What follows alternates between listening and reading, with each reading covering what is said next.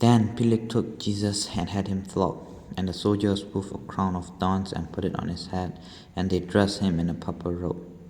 They kept coming to him, saying, "Hail, King of Jews," and striking him on the face.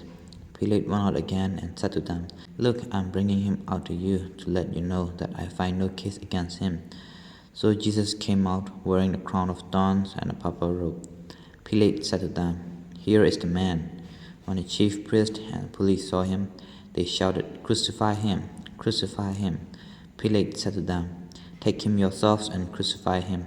I find no case against him."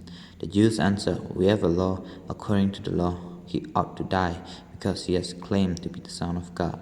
Now, when Pilate heard this, he was more afraid than ever. He entered his headquarters again and asked Jesus, "Where are you from?" But Jesus gave him no answer.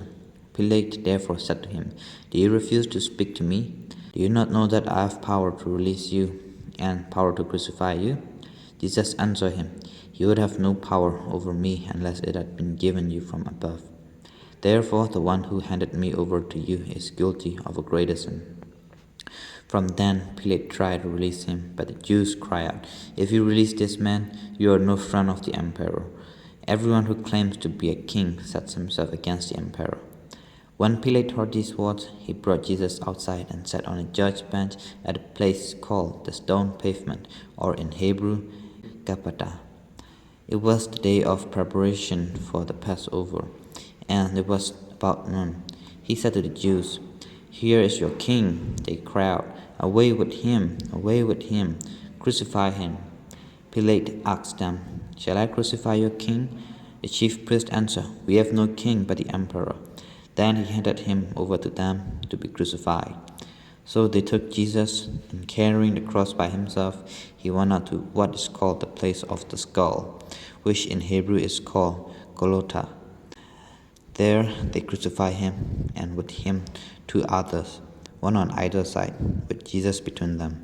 Pilate also had an inscription written and put on a cross. It read, "Jesus of Nazareth, the King of the Jews."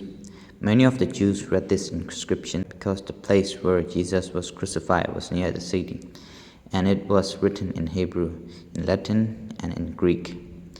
Then the chief priest of the Jews said to Pilate, "Do not write, 'The King of the Jews,' but this man said, 'I am King of the Jews.'" Pilate answered, "What I have written, I have written." When the soldiers had crucified Jesus, they took his clothes and divided them into 4 parts, one for each soldier. They also took his tunic. Now the tunic was seamless, woven in one piece from the top.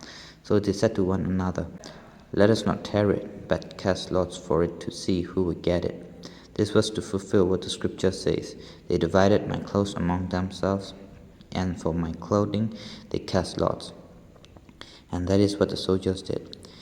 Meanwhile, standing near the cross of Jesus were his mother and his mother's sister, Mary the wife of Clopas, and Mary Magdalene. When Jesus saw his mother and the disciple whom he loved standing beside her, he said to his mother, "Woman, here is your son." Then he said to the disciple, "Here is your mother." And from that hour the disciple took her into his own home. After this, when Jesus knew that all was now finished, he said, in order to fulfill the scripture, "I am thirsty." A jar full of sour wine was standing there. So they put a sponge full of the wine on a branch of hyssop and held it to his mouth. When Jesus had received the wine, he said, "It is finished." Then he bowed his head and gave up his spirit. Since it was the day of preparation, Jews did not want the bodies left on a cross during the Sabbath, especially because that Sabbath was a day of great solemnity. So they asked Pilate to have the legs of the crucified man broken and the bodies removed. Then the soldiers came and broke the legs of the first and of the other who had been crucified with him. But when they came to Jesus and saw that he was already dead, they did not break his legs. Instead, one of the soldiers pierced his side with a spear, and at once blood and water came out. He who saw this has testified, so that you also may believe. His testimony is true, and he knows that he tells the truth. These things occur so that the scripture might be fulfilled. none of his bones shall be broken. And again, another passage of scripture says, they will look on one whom they have pierced. After these things, Joseph of Arimathea, who was a disciple of Jesus, though a secret one because of his fear of the Jews, asked Pilate to let him take away the body of Jesus. Pilate gave him permission, so he came and removed his body. Nicodemus, who had at first come to Jesus by night, also came, bringing a mixture of myrrh and aloes, weighing about 100 pounds. They took the body of Jesus and wrapped it with the spices in linen cloths, according to the burial custom of the Jews. Now there was a garden in the place where he was crucified. There was a new tomb in which no one had ever been laid.